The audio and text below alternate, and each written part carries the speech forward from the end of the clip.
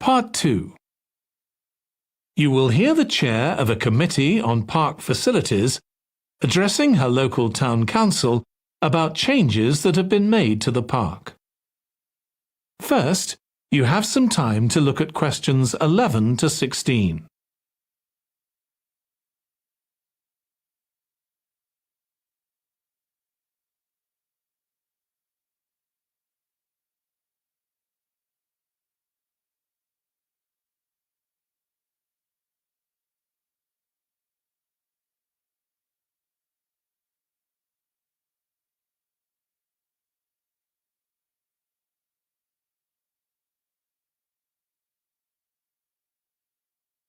Now listen carefully and answer questions 11 to 16.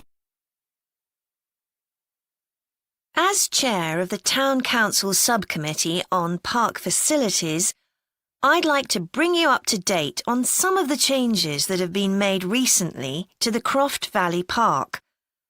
So if you could just take a look at the map I handed out, let's begin with a general overview. So, the basic arrangement of the park hasn't changed. It still has 2 gates, north and south, and a lake in the middle. The cafe continues to serve an assortment of drinks and snacks, and is still in the same place, looking out over the lake and next to the old museum. We're hoping to change the location of the toilets and bring them nearer to the centre of the park, as they're a bit out of the way at present, near the adventure playground, in the corner of your map. The formal gardens have been replanted and should be at their best in a month or 2. They used to be behind the old museum, but we've now used the space near the south gate, between the park boundary and the path that goes past the lake towards the old museum. We have a new outdoor gym for adults and children, which is already proving very popular. It's by the glass houses, just to the right of the path from the south gate. You have to look for it, as it's a bit hidden in the trees. One very successful introduction has been our skateboard ramp. It's in constant use during the evenings and holidays. It's near the old museum, at the end of a little path that leads off from the main path between the lake and the museum. We've also introduced a new area for wildflowers to attract bees and butterflies. It's on a bend in the path that goes round the east side of the lake, just south of the adventure playground.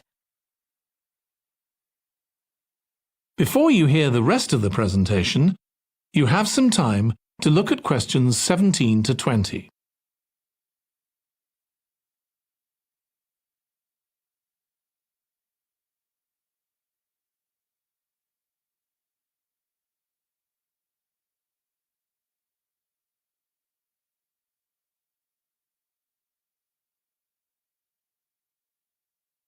Now listen and answer questions 17 to 20. Now, let me tell you a bit more about some of the changes to Croft Valley Park. One of our most exciting developments has been the adventure playground. We were aware that we had nowhere for children to let off steam, and decided to use our available funds to set up a completely new facility in a large space to the north of the park.